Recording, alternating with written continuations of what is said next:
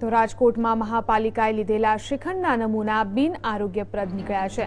અહીંના કેકેવી ચોકમાં આવેલા બાલા સ્વીટ એન્ડ ફરસાણમાંથી નમૂના લેવામાં આવ્યા હતા, જેમાં કેસર શ્રીખંડમાં કૃત્રિમ કલર હોવાનો રિપોર્ટ આવ્યો છે। આ નમૂના 8મી ડિસેમ્બરના રોજ લેવામાં આવ્યા હતા। 1 કિલો કેસર શ્રીખંડ 350 રૂપિયા પ્રતિ કિલોના ભાવે વેચવામાં આવ્યો હતો। નમૂના ફેલ થતા માલિક કમલેશ મલકાન સામે કાર્યવાહી હાથ ધરવાની કવાયત હાથ ધરાઈ છે। તો આ વિશે વધુ માહિતી માટે વાત કરી અમારા સંવાદદાતા મયુરની સાથે। જી મયુર, જણાવો કે શ્રીખંડના નમૂના બિન આરોગ્યપ્રદ હોવાનું જણાઈ આવ્યું છે।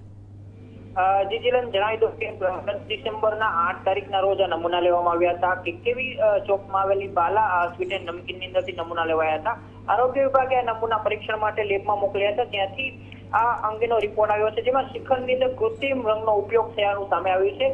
ખાસ કરીને શ્રીખંડ કેસર શ્રીખંડના નામે વેચવામાં આવતું હતું અને તેમાં કેસરનો ઉપયોગ ન થતો હતો, પરંતુ કૃત્રિમ રંગ કેસરના બદલે વાપરવામાં આવતો હતો। આ ઉપરાંત શ્રીખંડની અંદર જે મિલ્ક ફેટ છે તેનું પ્રમાણ પણ 8.5% કરતા વધુ હોવું જોઈએ, તેના બદલે તે પણ ઓછું હોવાનું માલુમ પડ્યું છે।